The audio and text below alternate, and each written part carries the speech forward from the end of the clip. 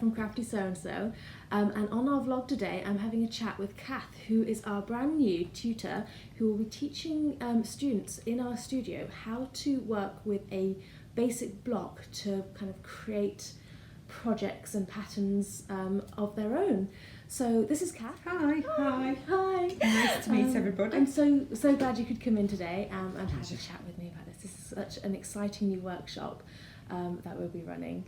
I think people are just really going to enjoy kind of the behind the scenes of the pattern drafting and the cutting. Yeah. So can I ask you, like, how did you get started in pattern drafting and pattern cutting? I was heavily influenced by a teacher at school, actually. So I did A-level dress and fashion, it was called in those days. And she loved me, which was really nice. There were only two of us doing the course, and she gave me so much help and attention, and she taught me how to manipulate the block, which is what I'm going to be doing. And she taught me doing tiny, I think it was like 2/5 scale or something like that. Yeah. So little pattern manipulations, and I loved it. I just fell in love with it then.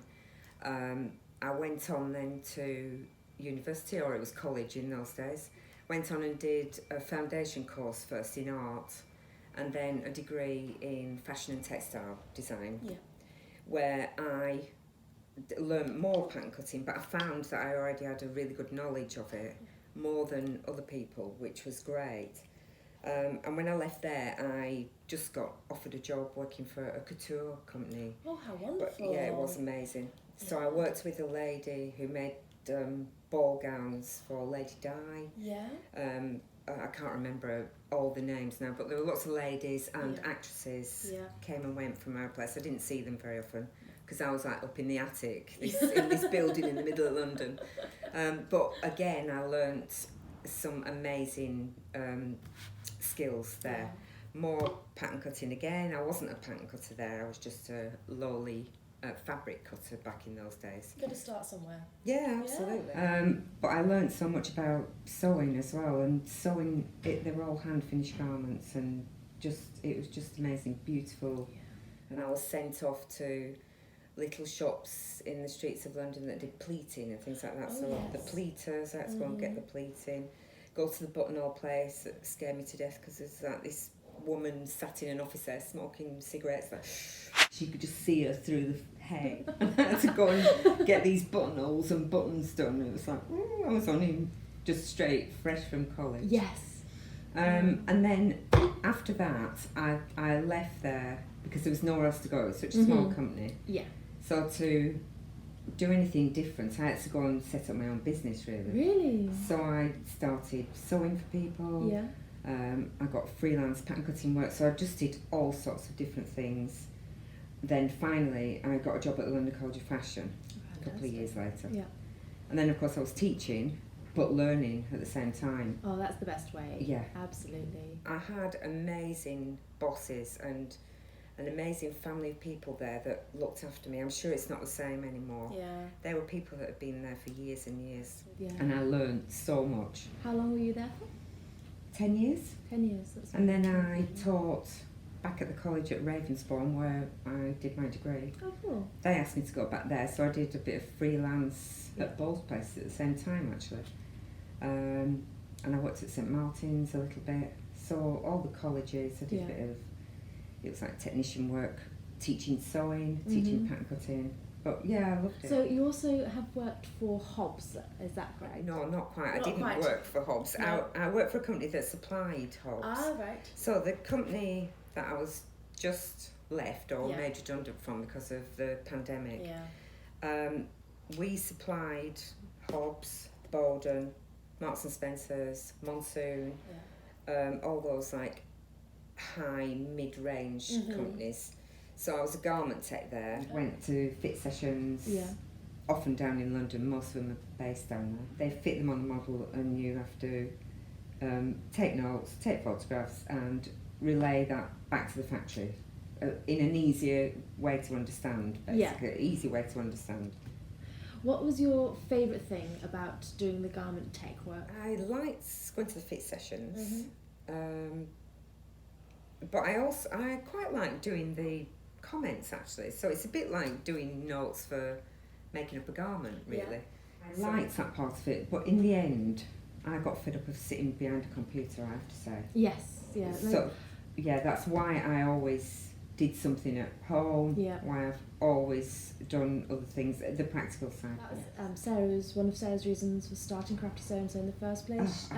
She's the working in the head office designing clothes on the computer.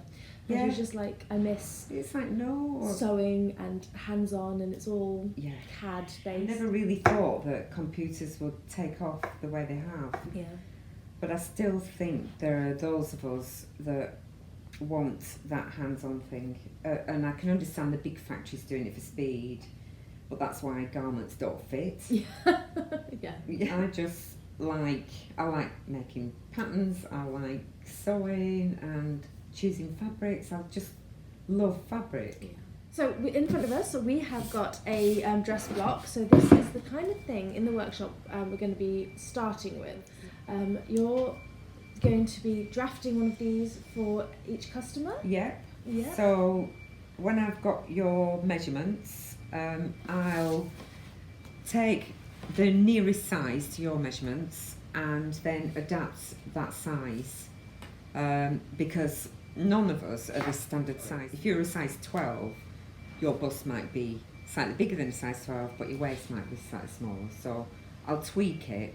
It might still need some tweaking because of posture as well. The way you stand affects the pattern as well, and often I've learnt that the shoulder seam always has to be changed. There's little tweaks. I always take mine in. I always take a little wedge out at the neckline because otherwise it pokes up here. I always move it forward as well, Yes, actually. Yeah. There's always little tweaks There to do. are, It's great. but you'll learn things like that. Or, well, I don't expect you to learn everything in a day, but obviously. with your custom block, people will start with a custom block and then then I'm creative gonna show you how to get rid of, how to manipulate the darts into other forms of suppression. But I'll talk about that on the day. Yeah. So that means they can be moved into seam lines, so you don't have a wedge of fabric taken out, or they can be moved into gathers, pleats, tucks.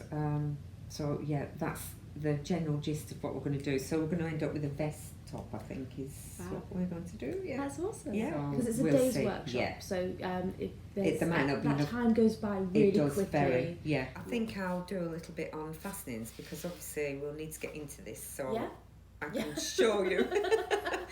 But you'll be surprised how many people forget that they have to get their head through that space there.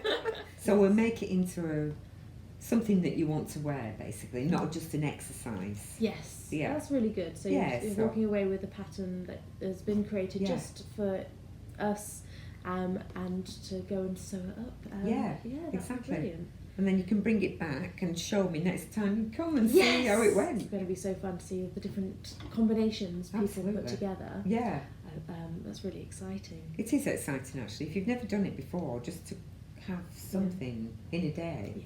Have you got any quick tips for people when they're making any adjustments to a block or a simple garment that helps them maybe fit it better?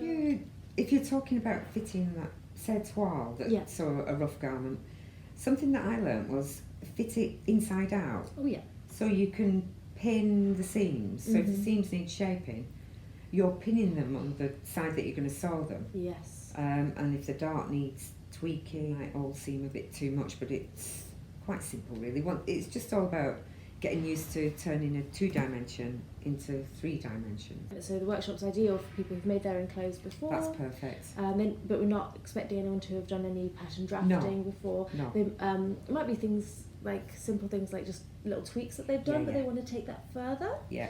No, that's perfect because as long as you've made clothes, then you understand the process of. It's kind of the next step. Yeah. Thank you so much, Cath, for coming in and chatting with me today. I'm really excited for this workshop. The dates are up on our website, and we've got the one in January 2022 scheduled, and we're going to have some more throughout the year as well. So do check out our website for all those details. I'm looking forward to it too. Yes, Yeah, it's going to be I really am. fun. Great. I'd like to come on it myself. I don't know if there'll be Yeah. spaces. Hopefully it books up, but if there's a space for me, I'll squeeze in. Yeah. I hope you've enjoyed our chat, and if you have, please make sure you subscribe to our channel. You'll also find tutorials, my makes, other projects, and behind the scenes footage from the studio, so do subscribe and stay in touch. Thanks so much for watching. Goodbye. Bye.